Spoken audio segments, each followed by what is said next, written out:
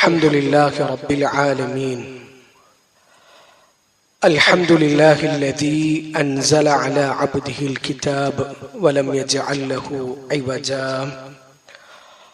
اللهم صل على محمد وعلى آل محمد كما صليت على إبراهيم وعلى آل إبراهيم إنك حميد مجيد.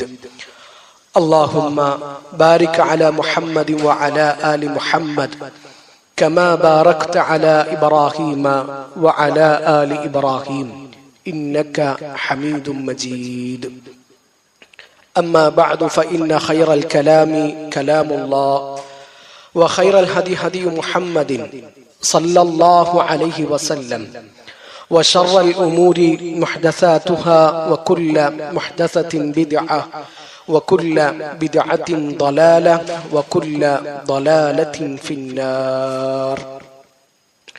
أعوذ بالله من الشيطان الرجيم. يا أيها الذين آمنوا اتقوا الله حق تقاته ولا تموتن إلا وأنتم مسلمون.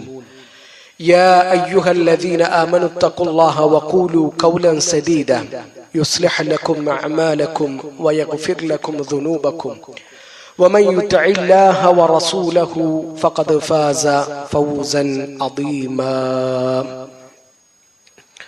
اللهم سبحانك لا علم لنا إلا ما علمتنا إنك أنت العليم الحكيم. رب اشرح لي صدري ويسر لي أمري واحلل عقدة من لساني يفقه قولي. അള്ളാഹുവിന്റെ മാർഗത്തിൽ ഞാനേറെ സ്നേഹിക്കുന്ന സഹോദരങ്ങളെ, സഹോദരിമാരെ, ജീവിതത്തിന്റെ മുഴുവൻ മേഖലകളിലും അള്ളാഹുവിന്റെ വിധിവിലക്കുകളും അള്ളാഹുവിന്റെ റസൂൽ സല്ലല്ലാഹു അലൈഹി വസല്ലമയുടെ സുന്നത്തും മുറുകെ പിടിച്ചുകൊണ്ട് ജീവിക്കണേ എന്ന് ഓർമ്മപ്പെടുത്തുകയാണ്, ഉണർത്തുകയാണ്. അള്ളാഹു നമ്മളെല്ലാവരെയും അതിന് സഹായിക്കട്ടെ. മിസ്റിൽ നിന്ന് ഒരാള് ഹജ്ജ് ചെയ്യാൻ വേണ്ടിയിട്ട് മക്കയിലെത്തിയിരിക്കുകയാണ്. കഅബക്കരികിൽ അയാള് കുറച്ച് ആളുകളെ കണ്ടു, ഒരു സംഘം. അന്വേഷിച്ചു, ആരാണവർ?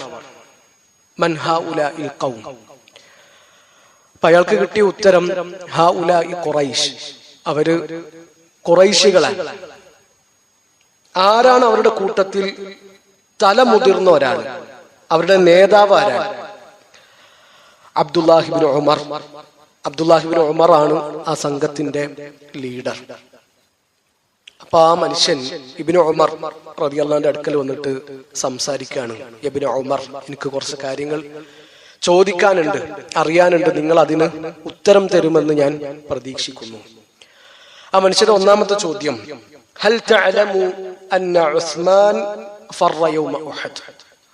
ഉസ്മാൻ ബിൻ അഫ്ഫാൻ ഉഹദിന്റെ ദിവസം പിന്തിരിഞ്ഞോടിയിട്ടുണ്ടോ?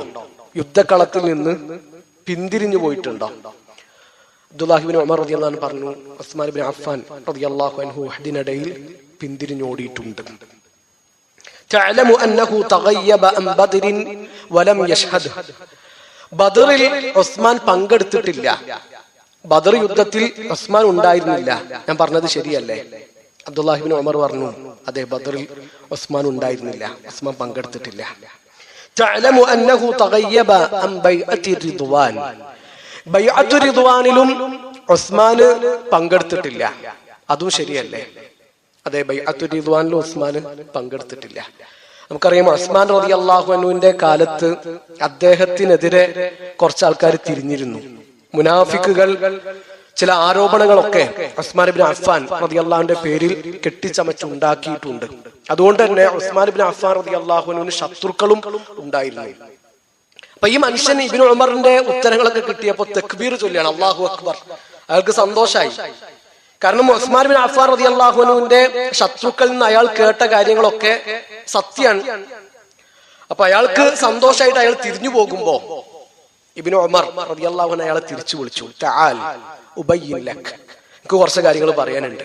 അങ്ങനെ പോകണ്ട, എനിക്ക് കുറച്ചും കൂടി കാര്യങ്ങൾ ക്ലിയർ ആക്കാനുണ്ട്.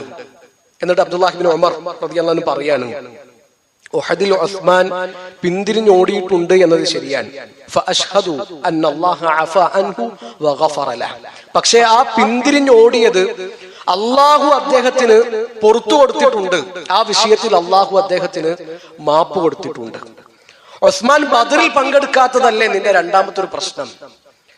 ഉസ്മാൻ ഇബ്നു അഫ്ഫാൻ റളിയല്ലാഹു അൻഹുവിന്റെ ഭാര്യ നബി സല്ലല്ലാഹു അലൈഹി വസല്ലമയുടെ പൊന്നുമകൾ റുഖിയ അന്ന് രോഗിയാണ്. അന്ന് നബിയാണ് ഉസ്മാനോട് മദീനയിൽ നിന്നാ മതി, ബദറിലേക്ക് ഞങ്ങളുടെ കൂടെ പോരണ്ട എന്ന് പറഞ്ഞത്. ഉസ്മാൻ റളിയല്ലാഹു അൻഹു അല്ലാഹുവിന്റെ റസൂൽ സല്ലല്ലാഹു അലൈഹി വസല്ലമയുടെ 2 പെൺമക്കളെ കല്യാണം കഴിച്ചിട്ടുണ്ട്, റുഖിയ, ഉമ്മു കുൽസും. അതുകൊണ്ടാണ് ഉസ്മാൻ റളിയല്ലാഹു അൻഹു ദുന്നൂറൈൻ എന്ന പേര് കിട്ടിയത്, 2 പ്രകാശത്തിന്റെ ഉടമ എന്ന പേര് കിട്ടിയത്. അപ്പൊ അന്ന് റുഖിയ രോഗിയാണ്, അവരെ പരിചരിച്ച് അവരെ കാര്യങ്ങൾ നോക്കിയിട്ട് നീ മദീനയിൽ നിന്നാ മതി എന്ന് ഉസ്മാനോട് അല്ലാഹുവിന്റെ റസൂൽ സല്ലല്ലാഹു അലൈഹി വസല്ലമയാണ് പറഞ്ഞത്. ബദറിൽ പങ്കെടുത്ത ഒരാളുടെ കൂലി നിനക്ക് കിട്ടും ഉസ്മാൻ. ബദറിൽ പങ്കെടുത്ത ആളുകൾക്ക് കിട്ടുന്ന യുദ്ധത്തിന്റെ ഓഹരിയും നിനക്ക് കിട്ടും. അത് നബി പറഞ്ഞിട്ടാണ് ഉസ്മാൻ നിന്നത്. ഇനി മൂന്നാമത്തെ വിഷയം, ബൈഅത്തു റിദ്വാനിൽ ഉസ്മാൻ പങ്കെടുത്തിട്ടില്ല എന്നല്ലേ. ബൈഅത്തു റിദ്വാൻ ഉണ്ടായത് തന്നെ ഉസ്മാൻ ഇബ്നു അഫ്ഫാൻ റളിയല്ലാഹു അൻഹു പേരിലാണ്. നബിയും സഹാബിമാരും മക്കയിലേക്ക് വന്നു, മക്കക്കാർ അവരെ തടഞ്ഞു. ഞങ്ങൾ യുദ്ധത്തിന് വന്നതല്ല, ഞങ്ങളുടെ ലക്ഷ്യം ഹജ്ജാണ്, അത് അവരെ ബോധ്യപ്പെടുത്തി കൊടുക്കാൻ. അതിനാണ് ഉസ്മാൻ ഇബ്നു അഫ്ഫാൻ റളിയല്ലാഹു അൻഹു നബിന്റെ ദൂതനായിട്ട് മക്കയിലേക്ക് പോയത്. ആ ഉസ്മാൻ വധിക്കപ്പെട്ടിട്ടുണ്ട് എന്ന വാർത്ത പരന്നപ്പോഴാണ് ബൈഅത്തു റിദ്വാൻ ഉണ്ടാകുന്നത്. ഉസ്മാന്റെ ചോരക്ക് പകരം ചോദിക്കാനാണ് ബൈഅത്തു റിദ്വാൻ. ഉസ്മാൻ പോയതിനു ശേഷമാണ് ആ ബൈഅത്തു റിദ്വാൻ ഉണ്ടാകുന്നത്. പിന്നെ അതിലെങ്ങനെ ഉസ്മാൻ ഉണ്ടാവുക? പക്ഷേ നബി സല്ലല്ലാഹു അലൈഹി വസല്ലം നബിന്റെ കൈ നീട്ടിയിട്ട് ആ കൈയിന്റെ മുകളിൽ മറ്റേ കൈ വെച്ചിട്ട് പറഞ്ഞു, ഹാദിഹി യദു ഉസ്മാൻ, ഇത് ഉസ്മാന്റെ കൈയാണ്, ഹാദിഹി ലി ഉസ്മാൻ, ഇത് ഉസ്മാന് വേണ്ടിയിട്ടുള്ള ബൈഅത്താൻ. ഇനി നിനക്ക് പോകാം, ഇനി നിനക്ക് തിരിച്ചു പോകാമെന്നാണ് അബ്ദുല്ലാഹി ഇബ്നു ഉമർ റളിയല്ലാഹു അൻഹു ആ ആരോപണങ്ങൾ കേട്ട് സന്തോഷിച്ച ആ മനുഷ്യനോട് പറഞ്ഞത്. പ്രിയപ്പെട്ടവർ, ഈ സംഭവത്തിൽ നമുക്ക് വലിയ പാഠങ്ങളുണ്ട്, വലിയ സന്ദേശങ്ങളുണ്ട്. നമ്മളൊക്കെ ഓരോ ദിവസവും പല ആളുകളെ പറ്റിയിട്ടും പല ആരോപണങ്ങളും കേൾക്കുന്നവരാണ്. അത് സത്യമാണോ, അതിൽ ശരിയുണ്ടോ, ആ പറഞ്ഞത് നുണയാണോ എന്നൊന്നും നമ്മൾ ചിന്തിക്കാറില്ല, ആലോചിക്കാറില്ല. ആരെങ്കിലും പറ്റി എന്തെങ്കിലുമൊക്കെ കേൾക്കുമ്പോഴത്തേനും എന്താലേ എന്നും പറഞ്ഞിട്ട് നമ്മൾ മൂക്കത്ത് വിരല് വെക്കുകയാണ്. ഖുർആൻ നമ്മളോട് പറഞ്ഞത് എത്ര ശക്തമായ ഭാഷയിലാണ്. يا أيها الذين آمنوا إن جاءكم فاسق بنبأ فتبينوا أن تصيبوا قوما بجهالة فتصبحوا على ما فعلتم نادمين. ഈമാനുള്ളവരെ ആ വിളി നമ്മൾ പ്രത്യേകം ശ്രദ്ധിക്കണം. അബ്ദുല്ലാഹി ഇബ്നു മസ്ഊദ് റളിയല്ലാഹു അൻഹു പറയുന്നുണ്ട്, യാ അയ്യുഹല്ലദീന ആമനു എന്ന് വിളിച്ചിട്ട് ഖുർആനിലൂടെ അള്ളാഹു ഞങ്ങളോട് ഒരു കാര്യം പറയുകയാണെങ്കിൽ ഞങ്ങൾ ഒന്നുകൂടി കാതു കൂർപ്പിച്ച് ശ്രദ്ധിക്കുന്നതാണ്. കാരണം അത് ഈമാനുള്ളവരോടുള്ള അഭിസംബോധനയാണ്. അതുകൊണ്ട് ഞങ്ങൾ അത് ഒന്നുകൂടി ഗൗരവത്തിൽ കാണാറുണ്ട്. യാ അയ്യുഹല്ലദീന ആമനു എന്ന് വിളിച്ചിട്ട് അള്ളാഹു പറയാണ്, ഒരു ഫാസിക്കായ മനുഷ്യൻ, താന്തോന്നിയായ ഒരാള് നിങ്ങൾ അടുക്കലേക്ക് ഒരു വാർത്തയുമായിട്ട് വന്നാൽ അത് സത്യമാണോ, അത് ശരിയാണോ, അത് നുണയാണോ, കളവാണോ എന്നുള്ളത് നിങ്ങൾ അന്വേഷിച്ചറിയണം. അതല്ല എങ്കിൽ ആ വാർത്ത പരക്കുന്നത് കാരണം ഒരു ടീം ഖേദിക്കേണ്ടി വരും, നിങ്ങൾ കാരണം അവര് ദുഃഖിക്കേണ്ടി വരും. പിന്നീട് നിങ്ങൾ ഖേദിച്ചിട്ടും സങ്കടപ്പെട്ടിട്ടും കാര്യം ഉണ്ടാവൂല. അപ്പൊ നമ്മൾ ചിന്തിക്കേണ്ടത്, ഖുർആൻ നമുക്ക് പറഞ്ഞു തന്നിട്ടുള്ള ഒരുപാട് അധ്യാപനങ്ങളുണ്ട്. ആ അധ്യാപനങ്ങൾ എത്ര മനോഹരമാണ്, എത്ര സുന്ദരമാണ്.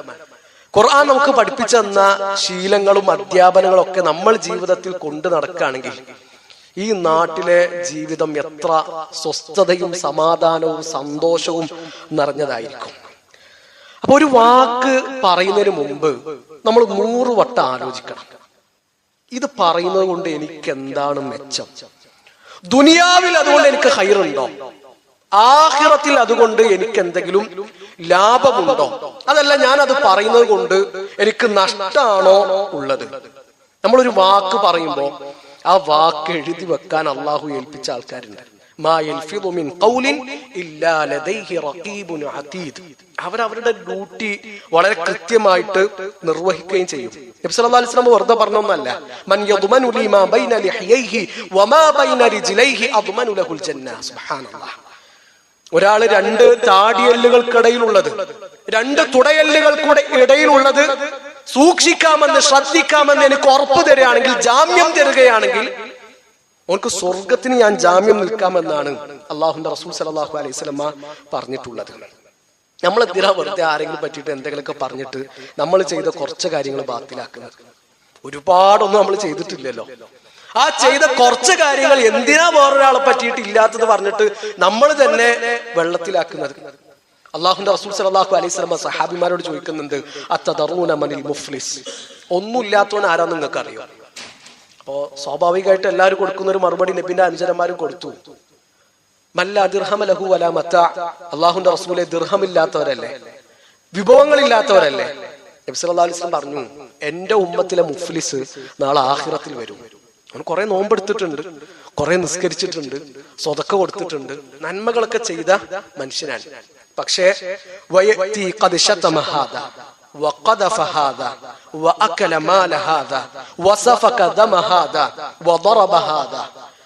ഓന് തല്ലിയവരുണ്ടാകും, അവൻ അന്യായമായി ചീത്ത വിളിച്ചവരുണ്ടാകും, അവൻ ആരോപണം പറഞ്ഞ മനുഷ്യന്മാരുണ്ടാകും, അവൻ രക്തം ചിന്തിയവരുണ്ടാകും, സമ്പത്ത് അന്യായമായിട്ട് കൈക്കലാക്കിയവരുണ്ടാകും. ഓരോ അവിടെ ആഖിറത്തിൽ വരും. എന്നിട്ട് ഈ ചങ്ങാതി ചെയ്ത നന്മകളൊക്കെ അള്ളാഹു അവർക്ക് എടുത്തു കൊടുക്കുന്നതാണ്. അവൻ ആക്രമിച്ചവർക്കും അവൻ വേദനിപ്പിച്ചവർക്കും അവൻ ആരോപണം പറഞ്ഞവർക്കും അള്ളാഹു എടുത്തു കൊടുക്കും. അവന്റെ നന്മകൾ തീർന്നാൽ പിന്നെ ആ വേദനിപ്പിക്കപ്പെട്ടവരുടെ തിന്മകൾ ഈ മനുഷ്യന്റെ മേൽ അള്ളാഹു വെച്ച് കെട്ടും. എന്നിട്ട് പിന്നെ ഒന്നിനും പറ്റാത്ത വേസ്റ്റായിട്ട് ഈ ചങ്ങാതിനെ അള്ളാഹു നരകത്തിലേക്ക് വലിച്ചെറിയുന്നതാണ്. അത് എത്ര ഭീകരമായ അവസ്ഥയായിരിക്കും. നമ്മൾ കുറെ ചെയ്തിട്ട് നാളെ ആഖിറത്തിലെത്തുമ്പോ അതൊന്നും നിനക്കില്ല, അതൊക്കെ മറ്റോൻ കൊണ്ടുപോയി എന്ന് പറയുന്ന ആ തീരാ നഷ്ടത്തെ പറ്റിയിട്ട് നമ്മൾ ശരിക്കും ആലോചിക്കുക. അവിടെ കുറെ നിസ്കരിച്ചുകൊണ്ടും കുറെ നോമ്പെടുത്തുകൊണ്ടും ഖുർആൻ ഓതിക്കൊണ്ടും ഒന്നും കാര്യമില്ല. അതിന്റെ കൂടെ നമ്മുടെ നാവിനെ നമ്മൾ ശ്രദ്ധിക്കുക, നമ്മുടെ സ്വഭാവം നന്നാക്കാൻ നമ്മൾ നല്ലോണം പരിശ്രമിക്കുക. ആവശ്യമുള്ളടത്ത് നമ്മൾ ഇടപെട്ടാൽ മതി. ആവശ്യമില്ലാത്ത കാര്യത്തിൽ പോയിട്ട് നമ്മൾ ഒരിക്കലും തലയിടാൻ പാടില്ല. മറ്റോന്റെ കുടുംബകാര്യവും ഓരോ വീട്ടിലെ മരുമക്കളുടെ പ്രശ്നവും നമ്മളല്ല ഡീൽ ചെയ്യേണ്ടത്. അത് നമ്മൾ ഡീൽ ചെയ്യേണ്ടാണെങ്കിൽ ഓരോ നമ്മളോട് പറയും. നമ്മൾ നമ്മളെ ഇഷ്ടത്തിൽ പോയിട്ട് ആരാന്റെ സ്വകാര്യതയിൽ പോയിട്ട് തലയിടാൻ പാടില്ല. മിൻ ഹുസ്നി ഇസ്ലാമിൽ മർഇ തർക്കുഹു മാ ലാ യഅനി. അത് ഇസ്ലാമിന്റെ നന്മയാണ്, വെറുതെ ആവശ്യമില്ലാത്ത കാര്യങ്ങൾ ഒഴിവാക്കുക എന്നുള്ളത്. ഒരു അറാബി പറയുന്നുണ്ട്, അദ്ദബത്നി ജാരിയ, ഒരു പെണ്ണ് എനിക്ക് അദബ് പഠിപ്പിച്ചു തന്നു. അവളിങ്ങനെ ഒരു പാത്രം മൂടിയിട്ട് ഇങ്ങനെ നടന്നു പോവാൻ, ഒരു കലം കയ്യിൽ പിടിച്ചിട്ടുണ്ട്, അതിങ്ങനെ മൂടിയിട്ട് നടന്നു പോവാൻ. അപ്പൊ അറാബി ചോദിച്ചു, എന്താണ് ആ കലത്തിൽ, ആ കുടത്തിൽ എന്താണ്? അപ്പൊ ആ പെണ്ണ് തിരിച്ചു ചോദിച്ചു എന്നാണ്, പിന്നെ എന്തിനാ ഞാൻ ഈ കലം മൂടി നടക്കുന്നത്, ഈ കുടം ഞാൻ എന്തിനാണ് മൂടി നടക്കുന്നത്? നിങ്ങൾക്ക് അറിയേണ്ട ഒരു കാര്യമാണെങ്കിൽ, നിങ്ങൾ കാണേണ്ട ഒന്നാണെങ്കിൽ ഞാൻ തുറന്നിട്ട് തരൂലേ? അപ്പൊ ആ പെണ്ണ് എനിക്ക് അദബ് പഠിപ്പിച്ചു തന്നു എന്ന് ഒരു അറാബി പറയുന്നത് നമുക്ക് കാണാൻ പറ്റും. എല്ലാവർക്കും താല്പര്യം എന്താ വെച്ചാല് ഗോസിപ്പുകളാണ്. ബാക്കിയുള്ളവരുടെ കാര്യത്തിൽ വലിയ ആവേശമാണ്. അവിടെ എന്താ നടക്കുന്നത്, ഇവിടെ എന്താ സംഭവിക്കുന്നത്, ഓരോ പുറയിലെ പ്രശ്നം എന്താണ്, അതിന്റെ പിന്നാലെ പോകാൻ ഭയങ്കര ആവേശമാണ്. ഇപ്പൊ ഈ യൂട്യൂബിലൊക്കെ ഏറ്റവും കൂടുതൽ ആൾക്കാർ കാണുന്ന വീഡിയോസ് ഗോസിപ്പ് വീഡിയോകളാണ്. കണ്ടതും കേട്ടതൊക്കെ ഇങ്ങനെ പറഞ്ഞു നടക്കുക. അവിടെ കേട്ടത് ഇവിടെ പറയാ, ഇവിടെ കേട്ടത് അവിടെ പറയാ, എന്നിട്ട് അതിങ്ങനെ പാടി നടക്കുക. അതിലെന്തോ ഒരു ആനന്ദം. നമ്മൾ പറയലുണ്ട്, ആരാന്റെ ഉമ്മാക്ക് പിരാന്തായാൽ കാണാൻ നല്ല രസമാണ് എന്ന്. അപ്പൊ ആ ജാതി ഏർപ്പാട് ഈമാനുള്ള ഒരു മനുഷ്യന്റെ കാര്യത്തിൽ ഉണ്ടാകാൻ പാടില്ല. ഈ ഗോസിപ്പുകൾ കൊണ്ട് ഒരു ഉമ്മത്തിൽ ഉണ്ടാകുന്ന പ്രശ്നം എത്ര വലുതാണ്. ഇന്നത്തെ കാലത്ത് ഒരുപാട് ഉദാഹരണങ്ങൾ നമുക്ക് മുമ്പിൽ നേർചിത്രങ്ങളായിട്ടുണ്ട്. അള്ളാഹുന്റെ റസൂൽ സല്ലല്ലാഹു അലൈഹി വസല്ലമയുടെയും സഹാബിമാരുടെയും കാലത്ത് ഈ ഗോസിപ്പ് കൊണ്ടുണ്ടായ വലിയൊരു പ്രശ്നമായിരുന്നു ഹാദിസത്തുൽ ഇഫ്ക്. നമ്മുടെ ഉമ്മ ആയിഷ റളിയല്ലാഹു അൻഹയുടെ പേരിൽ മുനാഫിക്കുകൾ വ്യഭിചാരാരോപണം പറഞ്ഞു. അതിന്റെ പേരിൽ എന്തൊക്കെ കഷ്ടതകൾ ഈ ഉമ്മത്തിൽ ഉണ്ടായി. നമ്മുടെ ഉമ്മ ഒരു മാസം നീറി കഴിഞ്ഞു.